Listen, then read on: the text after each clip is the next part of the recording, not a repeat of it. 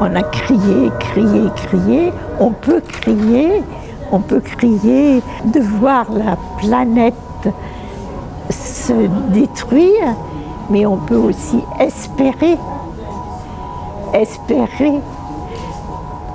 d'une génération renouvelée et qui nous fera meilleur qu'avant, meilleur que ce que l'on redoute de devenir.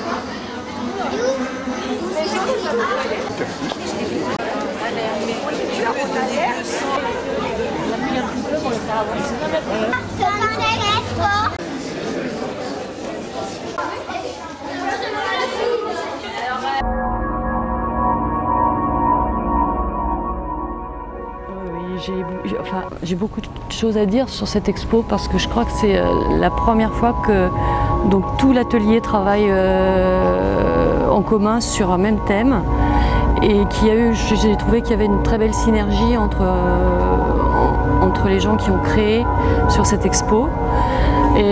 C'est la première fois que j'ai travaillé en collectif et j'ai trouvé que les ateliers ont fonctionné avec une belle synergie. On sait que les artistes ont des égos très développés, donc il faut arriver à les faire travailler ensemble et je crois que chacun a trouvé sa place dans ce projet. Et ce qui m'a le plus ému, c'est le travail qui a été fait avec les handicapés adultes, les résultats qu'ils ont obtenus, la fierté qu'ils ont vis-à-vis de leur travail. Et la façon qu'ils avaient d'en parler, qui était vraiment très très intéressante et qui m'a donné beaucoup d'émotions. Ce qui m'a beaucoup plu, c'est les échanges qu'on a eus pendant le travail. C'est-à-dire que cet échange m'a permis d'avancer. Et que pour moi, c'est le plus important dans ma façon d'exprimer mon art. C'est pas un échange toute seule, c'est pas une création toute seule au fond de l'atelier. Donc là, ça permettait de pouvoir s'exploser, avoir une gestuelle très large.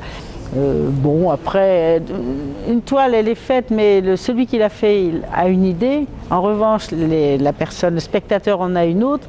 Et c'est le dialogue entre l'artiste qui travaille et le spectateur qui fait vraiment la réalité du travail réalisé. Parce que moi, je propose quelque chose, mais il y a 36 lectures possibles et c'est ce qui est chaleureux et sympathique. C'est que chacun voit la sienne, au fond. L'idée, c'est toujours de rebondir entre les générations du passé qui servent pour le futur et puis d'être aussi dans le présent. L'inspiration m'est venue parce que justement dans la notion de génération, je crois que c'est important de représenter d'une certaine façon la notion de génération, donc de jouer sur le passé, d'y intégrer le présent et puis de jouer aussi sur le futur. Alors c'est un peu pareil avec la culture au fond, parce que la culture finalement, je dirais, elle se nourrit du passé pour aller vers le futur. Ça a mis du temps puisqu'il a fallu que j'apprenne à accepter l'idée d'être artiste. Et en fait ce tableau c'est un peu ça, je pousse un cri, je m'assume en tant qu'artiste, je me montre puisque c'est un portrait, un autoportrait, d'être vraiment dans le physique et d'être en corps à corps avec la matière et du coup de se laisser surprendre par ce qui se passait. J'ai travaillé au sol, au mur, enfin, dans tous les sens. Après, en regardant, j'avais quand même un peu pensé à laisser des vides avant, et puis j'avais quand même l'idée du collage, puisque j'avais eu cette envie en fait de me mettre dans cette toile. Mais ça s'est construit après.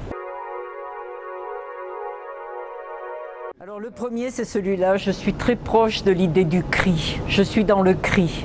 mais on crie avec des couleurs, on crie avec des formes, on crie avec des idées qui s'accommodent de ce projet Génération Durable, oui. On passe dans le temps, on passe dans la vie, on laisse quelque chose. Et même si on ne laisse rien de matériel, on laisse des enfants avec des idées, des projets, c'est peut-être ça.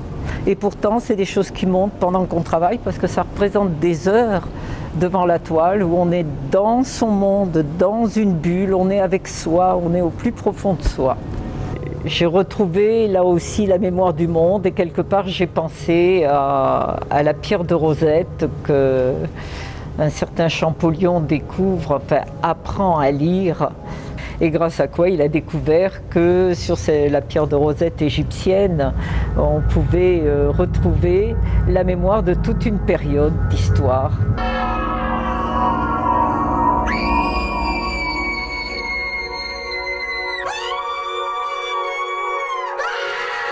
Mais voilà, il y avait ce petit clin d'œil à l'expo et au côté un peu lisse justement qu'on peut vouloir donner à l'extérieur. J'avais préparé donc les photos qui sont des photos de ma famille, que j'avais parce que j'ai fait un travail en fait de collecte de photos de mes ancêtres. Et donc j'avais envie vraiment de parler de cette notion de transmission là pour le coup, d'où on vient, quelle est notre histoire, mais cette question du lien familial, oui, elle est.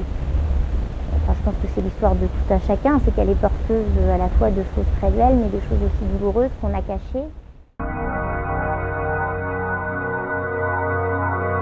Cet arbre représente le monde qui marche sur la tête, mais il y a quand même une petite lueur d'espoir parce que on y a mis des déchets, mais qui sont devenus beaux avec l'idée de recyclage. Et les masques extérieurs montrent les agressions, le cri, puisqu'on était parti sur l'idée du cri.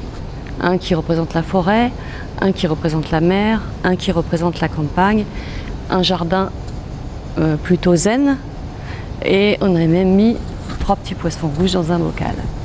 Il fallait montrer qu'il y avait encore de la vie sur la terre. Alors effectivement, l'installation, on l'a présentée à des groupes dans des classes.